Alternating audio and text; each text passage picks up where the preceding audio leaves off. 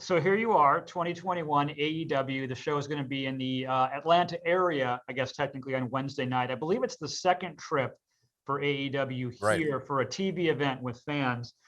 How would you describe pro wrestling and the relationship it has with the Atlanta area? Because it's a long history.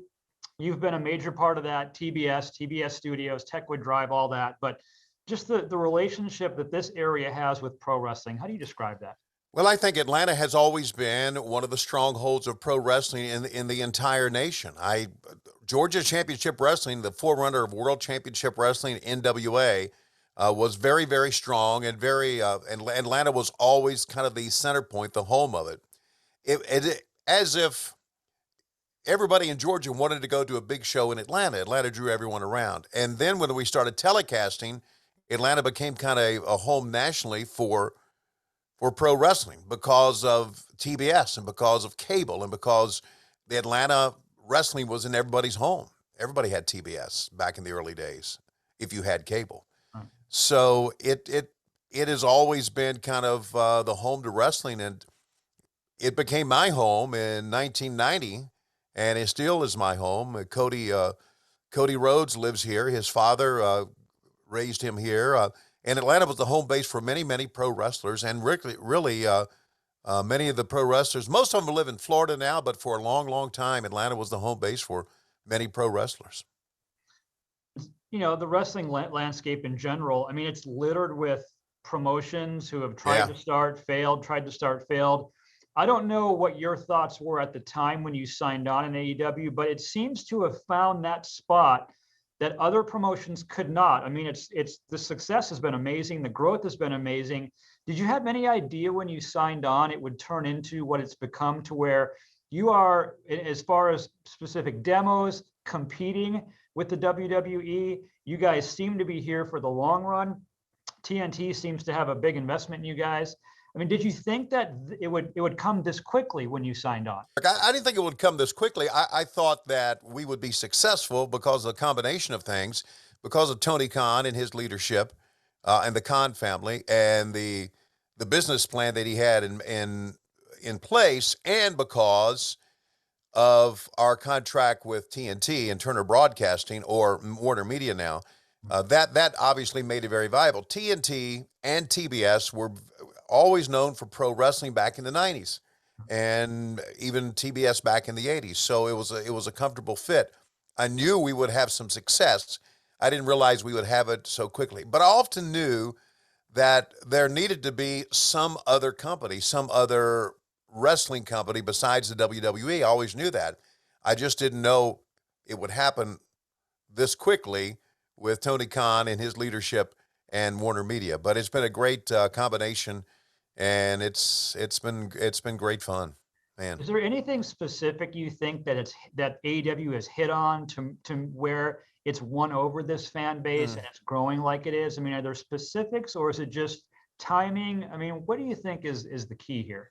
I think we focus on the wrestling action. I think we focus on the actual wrestling. I think our matches are great, and I think fans like that. I think we also have brought with us a big slice of the wrestling internet fandom to us, because wrestling has always been big, even though there's never been a second promotion. And I think those independent wrestling fans appreciate what we do, and we've used some guys from the independent circuit that have never really had a big shot, like an Eddie Kingston or a Ricky Starks. And now we've taken those guys and elevated those guys, along with some of the well-known stars like Chris Jericho, like CM Punk, like Bryan Danielson, and Adam Cole. So Young Bucks, Cody, Kenny Omega, those big names that we've had. And I think the combination has been great, but I think it's a wrestling product in the ring that the fans really enjoy. Plus, I think we also touch on nostalgia a little bit. Nostalgia is big. That's why I'm still doing it.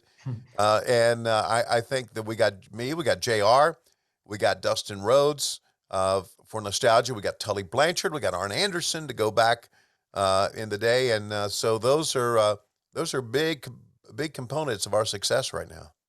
All the names that you mentioned, you also have a lot of young stars, you know, the MGFs and the Jungle Boys, right. Darby Allin, your right. on-screen foil, Britt Baker at times. Right. Right. It seems to me that the company then, with the success it's having now, is also set up for future years. Would you agree with that Oh for a yeah. long time? Yeah, there's no doubt. We talk about the four pillars of AEW and the youngsters that you just mentioned, and I agree with that. I think the key is you've got to bring in named talent. You really have to, and you got to bring in guys who can quote unquote give you a great match. But you also have to develop your own stars, and I think that's what we have done with MJF and Darby Allin, Jungle Boy, Britt Baker, and others. I think we are developing our own stars. That's very, very important. That's what the WWE has done forever, build their own stars. I can remember years ago, we're talking early 90s, and I was working for WCW. We had a guy named Mean Mark Callis, and Yeah. he wrestled for us, and he was great. And we called him Mean Mark Callis, and we made him a bland character, and he went to the WWE and became The Undertaker. So they developed a great character there. They developed him, and I think we're working on that same vein. I think that's very important. You have a podcast in addition to your Yeah. AEW duties, a graphic novel coming Right. out, right, about your life. Yes. How do you, with so many years, and you've done a lot of different things, but a lot of it in professional wrestling, and it's such a crazy business, it seems like, from the Yeah, it outside is. at least. It is. How do you kind of sum up your life in professional wrestling? Is that something, I mean, is it easy for you to do? Do you look back and think, wow, what a career I've had? Yeah, I look back, Rick, and think it's a well-worn term, but I'm very blessed in many ways. Everything I can go back, and even before I started doing wrestling and started doing baseball, I can go back and pinpoint when I was in high school, the first job that I ever wanted was to do high school basketball play-by-play for our local radio station. And when I graduated from high school, 2 years after that, when I was a sophomore in college, I got that job. And then I wanted to do minor league baseball, and I got that job. And I wanted to do pro wrestling, and I got it. I wanted to work for the Braves, and I did. I wanted to work for the Georgia Bulldogs, and I did. I've been able to, everything, every little goal that I've had in my career, I've been able to accomplish. So I'm very, very fortunate. And I never thought, in 2001, when WCW shut its doors, I never thought I'd get back into wrestling. I thought my career was going this way, but here I am in the later stages of my life, enjoying wrestling once again. It's funny how that works. Yeah. You mentioned UGA and your broadcasting or your affiliation with them. So I wanted to ask you one college football question while I Sure. have you. Well, it's been a great season, obviously, for the Bulldogs. Yeah. You're a college football fan. Do they win the national championship this year? I think they do if they get by Alabama.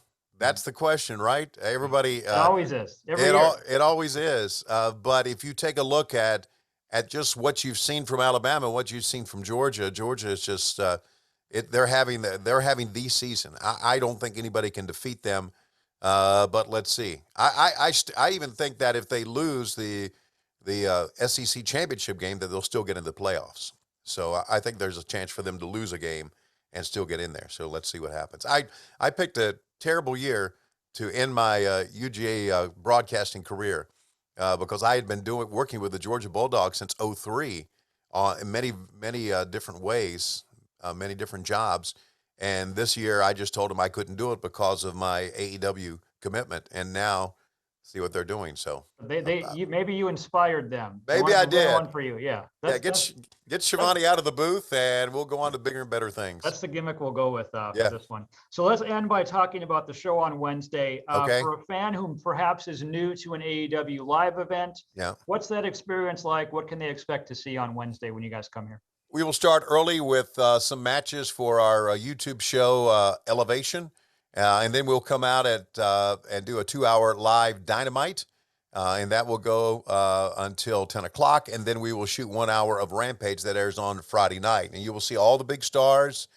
You will get the full effect of the excitement, of the pyro, and all the different things that we have. And I'm sure I'm going to be doing some interviews in the ring with some of the big stars. And it's quite an experience. It's quite an experience to see it live. Now, we were at Phillips Arena before the pandemic, had a great show there. And we expect coming up in Gwinnett County in Duluth at Gas South Arena that we will have a big show on Wednesday night. I'd also like to say, if I can do a little plug here, that on Saturday I'm going to be at Infinite Realities comic book store in Tucker from 11 to 6, signing my graphic novel. And there it is, shameless plug, Butts and Seats, Excellent. Tony Schiavone story. And I do want to also say this, that I did the Gwinnett Braves, or the Gwinnett Stripers as they are now. I did them for 11 years, play-by-play on the radio. And it's the first time I've been back in Gwinnett County, really, since my days with the Braves and Stripers. So I personally look forward to that. And listen, this is the greatest. This is the greatest area in the world. It really is. We raised the family here. I love the Atlanta area. I love living where I live now, and I couldn't think of a better place to bring wrestling to AEW than back to the Metro Atlanta area, and we will on Wednesday night. Thank you for everything, and thank you for doing this. We appreciate it, and continued success, especially with your book. I promise you I'll be buying a copy. Thank you very much, Rick. It's great. We always watch 11 Alive at home, and we love the Atlanta area. And for all the fans who grew up with me and appreciated my work, I appreciate you. You obviously have made me what I am today. Thank you very much. All right, Tony, thanks again, man. Appreciate it. We'll talk to you soon, hopefully. Okay, Rick.